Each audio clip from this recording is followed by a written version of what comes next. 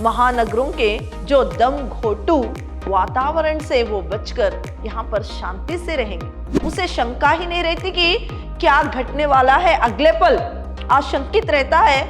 वहीं कभी कभी वो बात जो है घट भी जाती। जो कि यदु में स्त्री जो बाहर खड़े होकर दरवाजे पर थपथपा रहा था, वो पूरे बारिश में भीगा हुआ था और बारिश में ही वो दौड़कर यहाँ पर आया।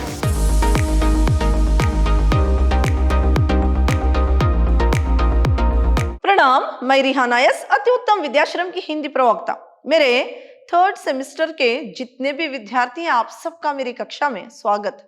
मेरे प्रिय विद्यार्थियों, आज मैं आपको जो इस सेमेस्टर आपके लिए प्रतिनिधि कहानियां हैं, उसके अंतर्गत जो आपके लिए एक कहानी है बारिश की रात, इस कहानी के बारे में जानकारी दूंगी। पहले हम इस कहानी के जो कहानीकार हैं मिथिलेश्वर, इनके बारे में संक्षिप्त में जानकारी प्राप्त करेंगे।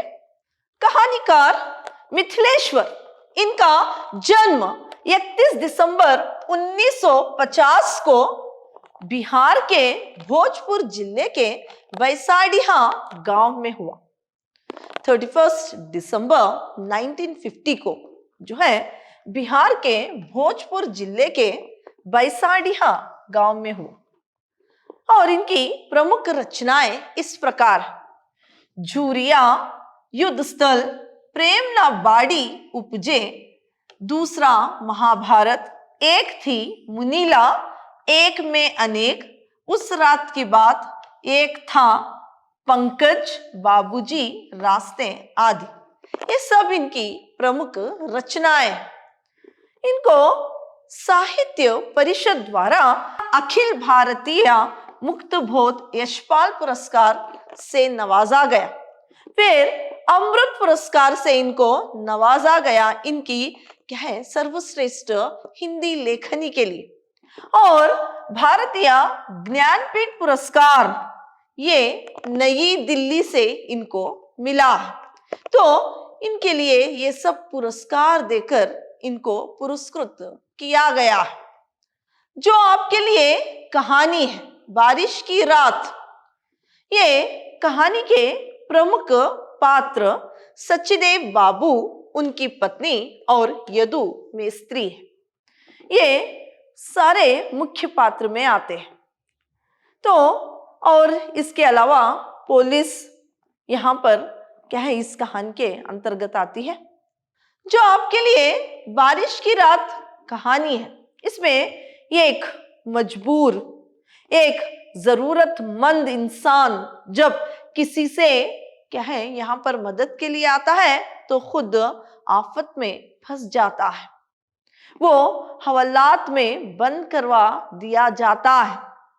इसी पर निर्धारित ये कहानी है, जो कि एक बहुत ही मजबूर जरूरतमंद इंसान था। अपनी पत्नी का ऑपरेशन करवाने के लिए कुछ रुपए उधार मांगने के लिए आता है। तो उसी गांव में डकैती और चोरी के भय से दरवाजा कोई रात में नहीं खोला करता था। तो उसी एक भय से ही जो सचदेव बाबू हैं यदु मिस्त्री को पहचानने से इनकार कर देते हैं और उसे क्या है पुलिस पकड़कर ले जाती है। तो इसी पर ये निर्धारित कहानी है। तो आपकी कहानी इस तरह आरंभ होती है। प्रस्तुत कहानी में कहानीकार जो है इस कहानी के द्वारा एक जरूरतमंद व्यक्ति के दिल को लगी चोट के परिणाम स्वरूप उसके मन के आक्रोश को दिखाया गया। उसके मन में जो आक्रोश उत्पन्न होता है क्रोध के कारण, उसे यहाँ पर दिखाया गया। सचदेव बाबू बारिश की रात में अपने मकान के शयन कक्षा में पत्नी के साथ, तभी रात को दरवाजा थपथपाने की आवाज से वे डर जाते हैं, क्योंकि उनके छोटे शहर में चोरी डकैती की घटनाएं बहुत बढ़ चुकी है। आए दिन चोरी, लूट, हत्या, बलात्कार और अपहरण की घटनाओं ने लोगों को बेतरह भयभीत और असुरक्षित बना देता है। तो यहाँ पर जो है सचदेव बाबू जो है रात में अपने कमरे में अपनी पत्नी के साथ है। तभी दरवाजे पर कोई थपथपाने की आवाज आती है। तब भयभीत दोनों होकर दरवाजा नहीं खोलते, क्योंकि उस गांव में चोरी, डकैती, बलात्कार और क्या है अगवा कर लेना, ये सारा आम हो गया था।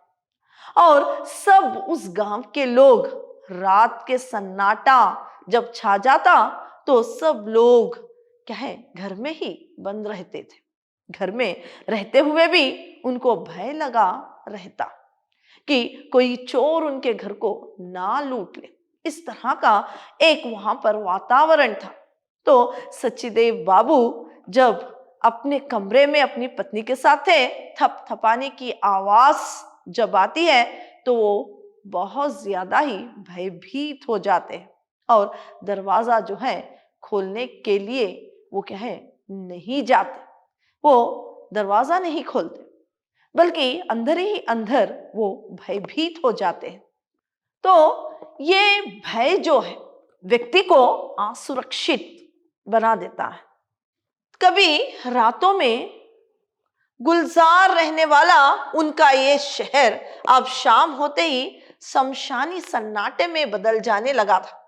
जब इस शहर में अपना यह घर बनवा रहे थे, सचदेव बाबू तो बहुत प्रसन्न थे कि महानगरों में दम घोटू अजनबियत वातावरण से अलग शान सहित शहर में बस रहे हैं।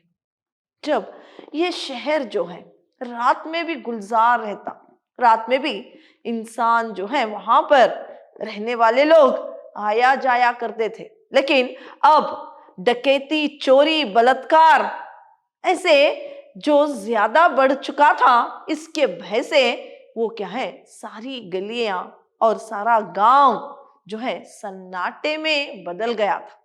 शमशानी जैसे सन्नाटे में वो गांव जो है बदल गया था। फिर जब सचदेव बाबू यहां पर घर बनवा रहे थे इस शहर में, तो वो बहुत खुश थे, क्योंकि महानगरों में दम घोटू जो वातावरण रहता है उससे वे शांत वातावरण में रहना पसंद करते थे। तो यहाँ पर जब उन्होंने घर बनवाया था उस वक्त बहुत प्रसन्न थे कि वो क्या है एक शांत वातावरण में निवास करेंगे और महानगरों के जो दम घोटू वातावरण से वो बचकर यहाँ पर शांति से रहेंगे। ऐसे वो बहुत ज्यादा ही प्रसन्न थे। इसे दुर्योग कहे या विडंबना, जिस बात को लेकर आदमी आशंकित बना रहता है, कभी कभी वो बात घट भी जाती है। कहानीकार कहते हैं कि इसे क्या एक दुर्योग कहे या विडंबना।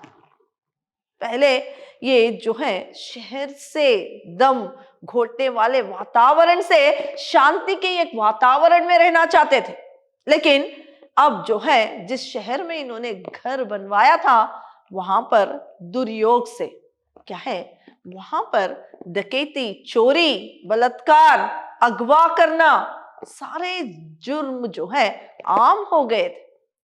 तो ये क्या है विडंबना है या दुर्योग, ये यहाँ पर कहानीकार कह रहे हैं।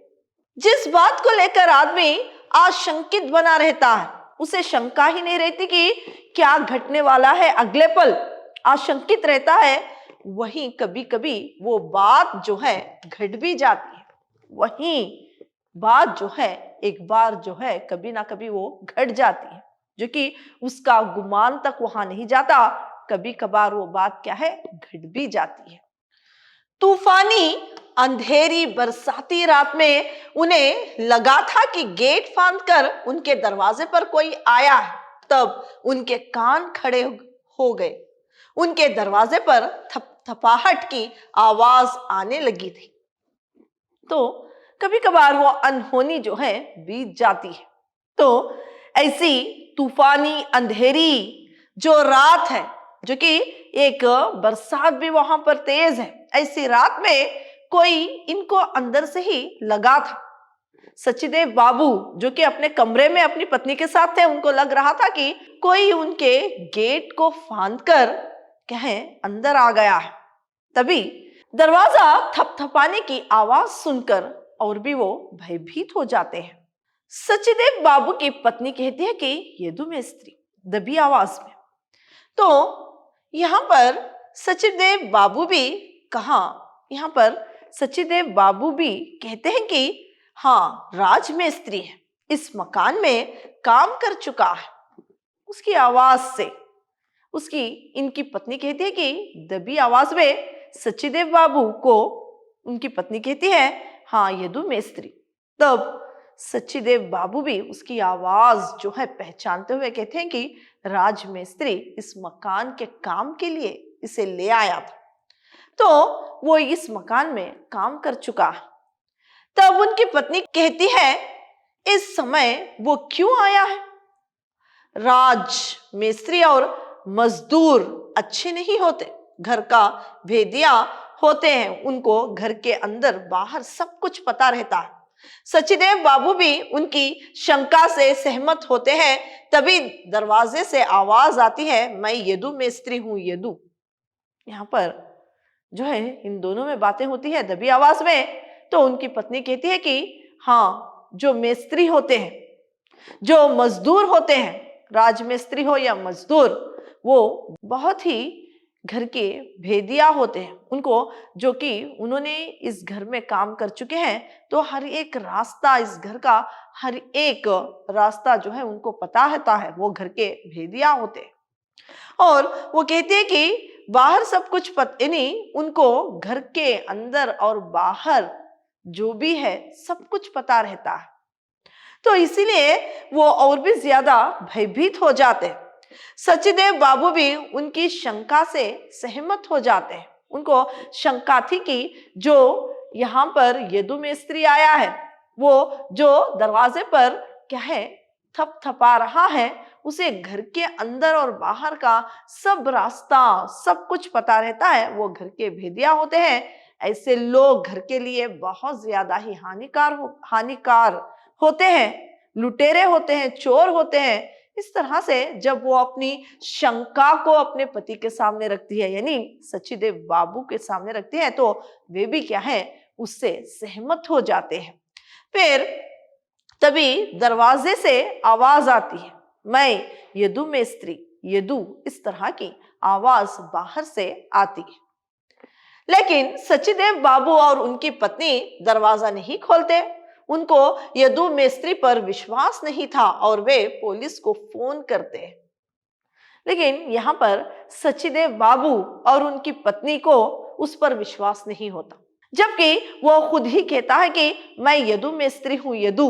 लेकिन उसकी बात पर सचदेव बाबू और उनकी पत्नी को विश्वास नहीं होता और वो क्या है पुलिस को फोन करते हैं। पहले वो फोन की तारों को चेक करते हैं, क्योंकि जब चोरी और डकैती होती है किसी घर में, तो फोन की जो भी तार होती है उसे डिस्कनेक्ट किया जाता है। अब सचदेव बाबू जब फोन करने के लिए जब उठाते हैं तो सब कुछ ठीक था, वो प्रसन्न हो जाते हैं और दबी आवाज से ही पुलिस को फोन करके बुला लेते हैं उनको, क्योंकि यदु मेस्त्री पर उनका विश्वास नहीं था। और वहां के शहर का वातावरण भी इसी तरह से था कि किसी पर कोई विश्वास नहीं कर पा रहा था, क्योंकि चोरी, डकैती, लूट और क्या है बलात्कार और अगवा, ये सारी जो बुराइयां हैं वो आम हो गई थी, आए दिन घटती रहती थी। इसीलिए उनको यदु मेस्त्री पर विश्वास नहीं होता और वो फोन करके पुलिस को बुला लेते। यदु मेस्त्री बारिश में पूरी तरह भीगा हुआ था। वो बारिश में ही दौड़ते हुए यहाँ आया था, जो कि यदु मेस्त्री जो बाहर खड़े होकर दरवाजे पर थपथपा रहा था, वो पूरे बारिश में भीगा हुआ था और बारिश में ही वो दौड़कर यहाँ पर आया था। वो गांव से अपनी पत्नी को लेकर शहर आया था। गांव से अपनी पत्नी को लेकर शहर आया था। उसके इलाज के लिए डॉक्टर ने ऑपरेशन करने को कहा था। डॉक्टर ने उसकी पत्नी का ऑपरेशन करने के लिए कहा था और उसके पास पैसे नहीं थे। वो ये सोचकर आया था कि सचदेव बाबू से कुछ रुपए उधार मांग लेता हूं, गांव जाकर लौटा दूंगा। परंतु चोर डाकू के भ्रम में उसे पहचानने से सचदेव बाबू इनकार कर देते। बारिश में दौड़ते हुए भीगते हुए भागकर सचदेव बाबू के पास आया था और वो अपनी पत्नी को इलाज के लिए शहर लेकर आया था और डॉक्टर ने उसके ऑपरेशन के लिए कहा था, जो कि यदु मिस्त्री के पास इतने पैसे नहीं थे। सचदेव बाबू के पास मदद के लिए कुछ पैसे उधार के लिए वो आया था और जब वो उधारी मांगने के लिए उनके दरवाजे पर खड़ा था तो वहां का वातावरण ही ऐसा था कि चोर और डाकुओं के डर से दरवाजा क्या है सचदेव बाबू खोलते नहीं, बल्कि उस पर जो है वो अविश्वास करते, विश्वास भी नहीं कर पाते और क्या है शंका में पड़ जाते। तो यहाँ पर क्या है इस भ्रम से यदु मिस्त्री को पहचानने से वो इनकार भी कर देते हैं, जबकि इस मकान को उसने ही खुद बनाया था। यहाँ पर वो काम कर चुका था और इस घर की एक एक ईंट से वो परिचित था। इस घर के एक एक ईंट से वो परिचित था क्योंकि उस घर को उसी ने ही बनाया था। कई जगह सचदेव बाबू जैसा चाहते थे ठेकेदार नहीं समझ पाता था। कई जगह ऐसे थी कि जब वो घर बनवाया जा रहा था तो ठेकेदार उसे समझ नहीं पा रहा था कि जो सचदेव बाबू अपने घर के लिए चाहते थे, लेकिन यदु मिस्त्री जो है वो फौरन उसे पहचानता और क्या है उसे समझ भी जाता था। यदु मिस्त्री जो है जल्दी से उसे समझ भी लेता था और इसी कारण सचदेव बाबू उससे बहुत खुश थे। इस कारण जो है सचदेव बाबू जब अपना घर बनवा रहे थे, यदु मिस्त्री उस घर को बना रहा था, क्या है उनकी हर एक बात को वो समझ लेता था। इसीलिए यदु मिस्त्री से सचदेव बाबू बहुत खुश थे। त्योहारों पर वे अपनी ओर से उसे अक्सर बख्शीश भी दिया करते थे और लंच के लिए अपने खाने में से सब्जी और अचार आदि उसे भी देते थे। तो जब भी त्योहार आता तो वो क्या है अपनी ओर से उसे उपहार भी दिया करते थे और जब भी वो लंच के लिए यानी खाने के लिए दोपहर के जब भी बैठते तो अपने खाने से उसे सब्जी और कुछ अचार भी दिया करते थे और अपने प्रति उनके इस आकर्षण ने ही इस तूफानी रात में उसे यहां तक पहुंचा दिया था। इस तरह का आकर्षण जो है सचदेव बाबू यदु मिस्त्री से रखते थे। तो ये सब सोचकर उनसे मदद मांगने के लिए ऐसी तूफानी बारिशी रात में वो दौड़कर सचदेव बाबू के द्वार पर आया था उनसे मदद मांगने के लिए। वह ये सोचकर आया था कि कुछ रुपए उनसे लेकर फिर घर लौटते ही उनके रुपए दे दूंगा। वो ये सोचकर आया था उनसे कुछ पैसे अपनी पत्नी के ऑपरेशन के लिए उधार पर लेगा और गांव पहुंचते ही वो पैसे उनको लौटा देगा। ये सोचकर वो उनके द्वार पर आया था। तभी वहां पुलिस आ जाती है क्योंकि सचदेव बाबू पहले ही पुलिस को क्या है फोन कर चुके थे। तभी वहां पर क्या है पुलिस आ जाती है और यदु मिस्त्री को पकड़ लेती है। यदु मिस्त्री को पकड़ लेती है। तभी सचदेव बाबू दरवाजा खोलते हैं और डाकू के भ्रम में उसे पहचानने से इनकार कर देते हैं। तभी जब पुलिस आती है सचदेव बाबू भी दरवाजा खोलते हैं। उस तूफानी अंधेरी बारिशी रात में जो यदु मिस्त्री उनके द्वार पर खड़ा था उसे पुलिस पकड़ लेती है और पुलिस ये भी कहती है कि इतने दिन के बाद तू हाथ लगा। इस तरह से क्या है उसे पकड़ लेती है। तो यहाँ पर सचदेव बाबू उनकी पत्नी दरवाजा खोलती है, लेकिन उसे डाकू के भ्रम में उसे पहचानने से इनकार कर देते हैं। यदु मिस्त्री बार बार उनसे अपनी पहचान बताता है, बार बार वो अपनी पहचान सचदेव बाबू को बताता है, पर सचदेव बाबू उसे पहचानने से इनकार कर देते हैं। तभी यदु मेस्त्री क्रोध और आक्रोश से यदु मेस्त्री कहता है, तो आप मुझे नहीं पहचानते हैं, आप मुझे नहीं पहचानते, मैं मेस्त्री नहीं चोर हूं। इस बार यदु की आवाज बदल जाती है, उसका बदन तन जाता है। कहता है कि अब वो चोर बनकर ही आएगा। उनके घर से पुलिस उसे ले जाती है। सचदेव और उसकी पत्नी अपने कमरे में चले जाते हैं, पर अभी भी उनके मन में भय था। तो यहाँ पर जो है, जब सचदेव बाबू यदु मेस्त्री को पहचानने से इनकार कर देते हैं, बार बार वो अपनी पहचान बताता है, तब भी उसे पहचानने से इनकार कर देते हैं, तो उसे क्रोध आ जाता है। आक्रोश में वो क्रोध से कहें भरा हुआ उसका शरीर तन जाता है। आक्रोश में वो कहता है कि मैं मेस्त्री नहीं, मैं चोर हूं, मैं डाकू हूं, तो मैं यही बनकर आपके घर में आऊंगा। इस तरह से वो आक्रोशता में, क्रोध में वो कहने लगता है, और पुलिस उसे कहें वहां से ले जाती है।